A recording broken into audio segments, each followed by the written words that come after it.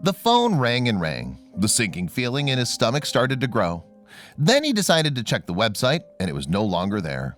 Spots started to appear in his eyes, and he felt sick with regret. What had he done? How was he going to tell her that he'd lost it all?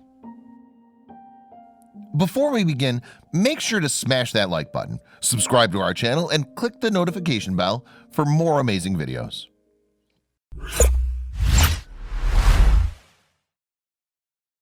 Raising a family is never easy, but Nathan and Madison Donovan managed to scrape by. They'd worked hard and had saved what little money they earned since they'd left school. But an unexpected disaster struck the small family. With Nathan unable to work, they found themselves totally reliant on social assistance. Nathan was involved in a severe car accident that resulted in a back injury that had left him immobile. Madison, determined to support her two small children, was forced to return to work. But then life threw Madison another curveball, and there was only one option left. Little did the Donovans know, their troubles were far from over. Madison got a job downtown working night shifts at a call center, but there was a huge problem. The buses didn't run that route at night. Madison needed a car so that she could travel safely to and from work. So she sat down with Nathan and they talked about what to do next. The struggling couple was having a hard time just making ends meet. How were they going to manage to buy a car? It was a vicious circle. Eventually, they decided to take out a loan. They worked out that they would just be able to make the monthly payments, and when Madison got her first paycheck, they thought that things would be easier. But they were so very wrong. Nathan and Madison immediately started to look into applying for a loan, but there was another problem. They would need someone to sign for surety. Nathan could only think of his mother, but she lived in Nova Scotia and couldn't travel to Montcalm to sign the documents. That's when everything started to go horribly wrong.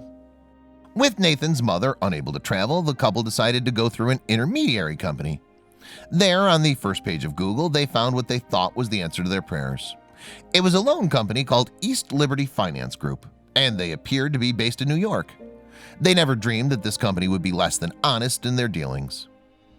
Nathan explained his logic in choosing this company in an interview with CBC. It wasn't like on the 14th page and it's getting kind of sketchy. It was on the first page.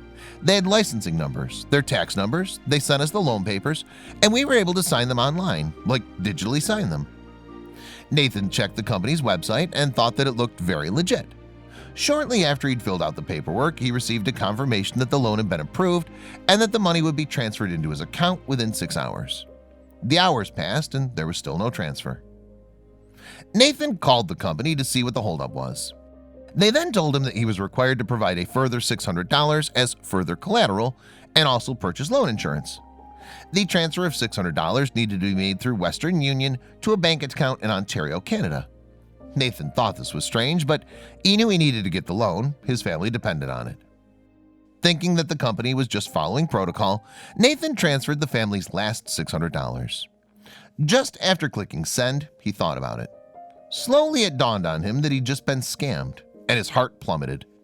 Nathan immediately sent an email to the loan company, but they were already long gone with his money. Suddenly, the company stopped answering phone calls, and their website had mysteriously disappeared.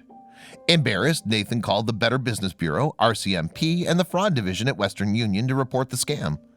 He had no expectation of ever seeing his money again, but he had a faint hope that justice would be served.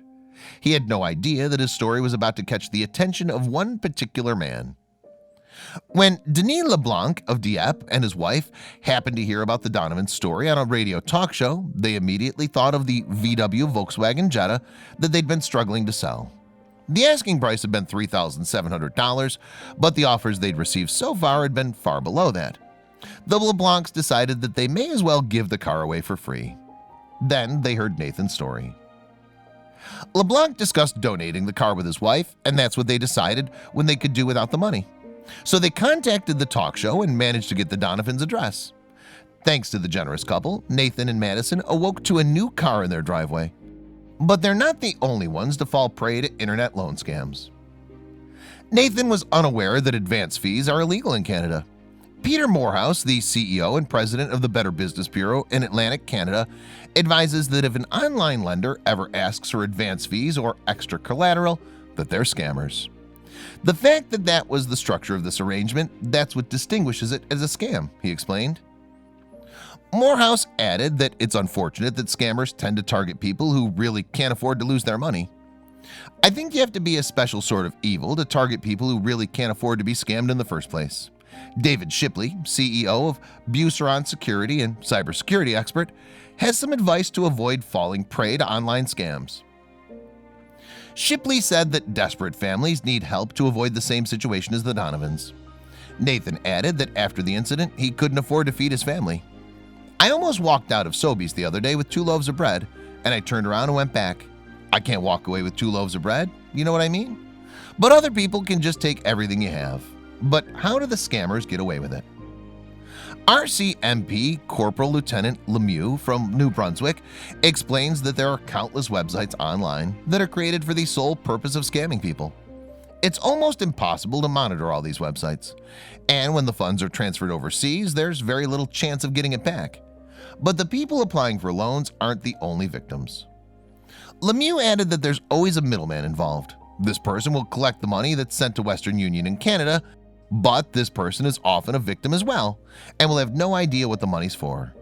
They're just in a love relationship and they're being told, "I need help to get $4,000 over here. I've got a friend that's going to wire it to you. Can you forward?" Lemieux explains. At least Nathan and Madison are on the right track after they were dealt the devastating blow. Everything's going awesome. The car's great, Madison's working full-time, and we're no longer on assistance, which was our goal. We have a renewed sense of hope, not only in our financial future, but in our fellow man, Nathan says happily.